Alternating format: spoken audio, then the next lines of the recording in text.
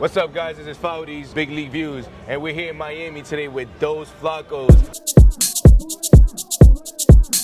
With Flako and Rich. How we doing today, guys? Yo, feeling great. Yeah, we chilling. Great weather, away from the cold from New York. Yeah, it's lit, man. It's been lit so far, man. Yo, I've been with y'all for a weekend so far. Yeah. Or half a weekend, we got to still finish. Yeah. I did realize that you guys aren't brothers. I thought this whole time you guys are brothers, and I know that a lot of people tell y'all that y'all look like brothers, but yeah, in fact, friends. How did that come about, and how did y'all start working together? Plainly simple, I guess, we kind of found each other through destiny, you can kind of say, being like-minded individuals from the Bronx. At the point in time when we were making and playing music was very difficult to find people like-minded who was playing like dance music and Caribbean stuff and just pushing forward like a different future for what we had in the Bronx. One day at a rave, he came out to me, he knew me from a mutual, and he was like, yo, you be DJing stuff too. He's like, yo, me too, like we should link up, man, you know? Yeah. Dope, that's dope. That's how it happened? Yeah, pretty confirming it? Pretty accurate, without all the crazy details. Yeah. It gets a little crazy in between, but overall, yeah. But he had the, you know what I'm saying, he be quiet, but he came up to me and fully just like... He was like, oh, yo, I know you from this and that. He was like, oh, yeah, I know you from... Kind of whatever. Hey, por ahí. Yeah. And Destiny, yeah. And then now we brothers. You're like, yo, y'all brothers? Now, yeah. You can say that, yeah.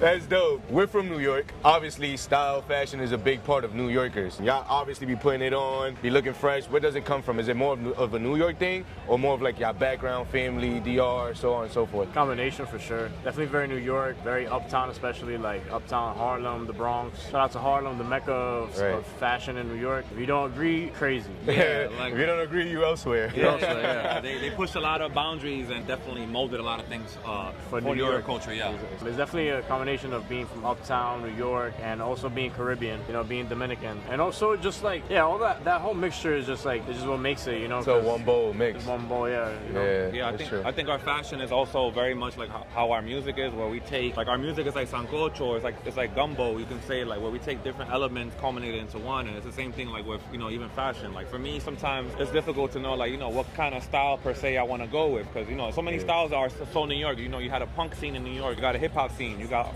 our Caribbean, you know, very flashiness. So we take from different elements and then we just combine it. Combine it to what makes sense and feels comfortable for us. I've been co-living with y'all, so I know that you guys are food lovers. Someone like me is a little opposite. I love food, but I'm very picky. And I know you guys have the green light to try basically anything that's in front of y'all. So what are some tips for me to develop my taste buds and try new things on the menu like you guys do? What's the secret? I feel like one thing is like, stop looking at what it looks like. Sometimes what it looks like will throw you off. Yeah, the presentation of it. The presentation of it will throw you off sometimes, but you're like, but you're missing out on like probably your favorite dish. You know what I'm saying? So like, just be open-minded and know that like what you love, like the flavors you love, there's probably other flavors that you'll love more. There's always something that's better. Yeah. You know what I'm saying? Was that taught to y'all by y'all family, like your mom, your dad, your upbringing? Myself, really, I feel like. Yeah. I think it's a very just like when you live in a multicultural place, you either are curious or you get put on. Like I still remember the first time I tried halal food. I was like, I don't know, like 16 or something like that. I went to Soho for Black Friday.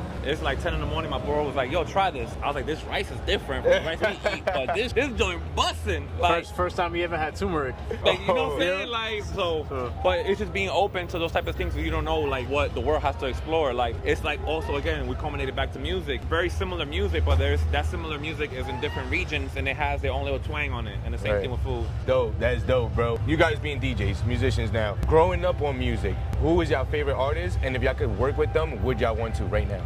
I mean, I think off rip, especially like New York and growing up like uptown, especially like we just like Dipset is like a cult, not even a cult. It's just like a lifestyle, like it was a staple, you know what I'm saying. So it was everything. It was how we move, how we talk. When I started wearing pink, and I was like 12 or whatever, like you know what I'm saying.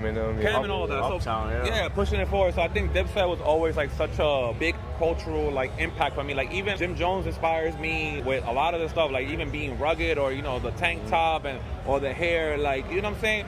Definitely Dipset is like a big inspo for me on that tip. We would definitely collab with Dipset. Yeah. For me, particularly like again, New York G Unit. That's tough. 50 Lloyd. Right to hit Queens with it. Shout out to Queens always. You know, I would definitely collab with 50 or Yayo or Lloyd. Yeah, any one of them. Very different from what people, you know what I'm saying. Like we play what where we play, but like at the end of the day, like these are the roots that we were raised on, and that molded us in many different ways. You know, even just learning from how G, when it was doing just marketing and putting out music, still genius to this day. So we look up to those type of things, and still very inspiring. Yeah. I'll throw a curveball in there, like for y'all, like Hawthorne Heights. I grew up listening to them too.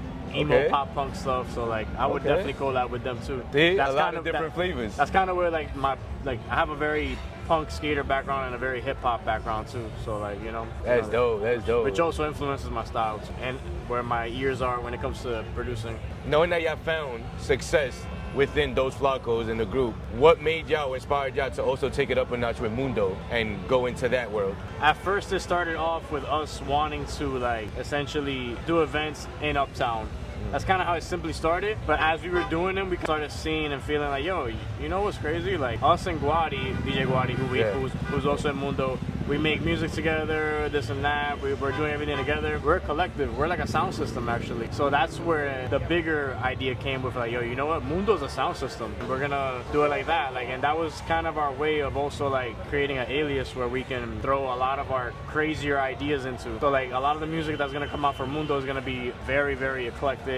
A lot of different styles, whereas those Flakos is now becoming more of like house, tribal house, New York Latin house, 128, 130, 132 more so. Very New York, very sexy, very tribal. And then Mundo is now where our alias where we can just wild out and we can be that sound system. It's Mundo, it's global. It's global, you know? It's global Caribbean sound system, like so. And that's like the summarized version of it. Yeah. That's the gumbo, that's the sancocho. All right, guys, you guys saw. That's those Flakos for you guys, Flakos and Rich. Also, stay tuned with Mundo as they're also a part. You guys don't want to miss everything that's coming up with them. Also, guys, I would need, before we leave, one more favor from you guys. I need to get sponsored by Rode. All this is thanks to Rode, their equipment. What do y'all got to say to Rode about? Yo, Rode, we sound super crispy, super sexy. Super nice. Yo, you know what I'm saying? we need more of that. We need to keep sounding sexy for Mundo Sound System and, you know, in the Bronx and all that. So my boy, he got the gems out here. He got the vision. He got the vision. So provide, so he can continue providing, you know, beautiful things and beautiful experiences for people who are doing wonderful things. And he got the eye out there, so we need the equipment to make sure that we can catapult forward this beautiful talent. And if they don't respond to that, like, yo, sponsor my man. Yo, we're not playing no more. We're not playing no more. Now I'm not asking. You hear what I'm saying? Yeah. I'm gonna take it. I took that shit. I'm gonna take it. You guys see the vibes. Don't want to miss the next interview. Stay tuned. Those Flakos, like I said, stay tuned with them. Y'all see the vibes. The music is just as energizing. See you guys. You already know, BX all day. Those Flakos.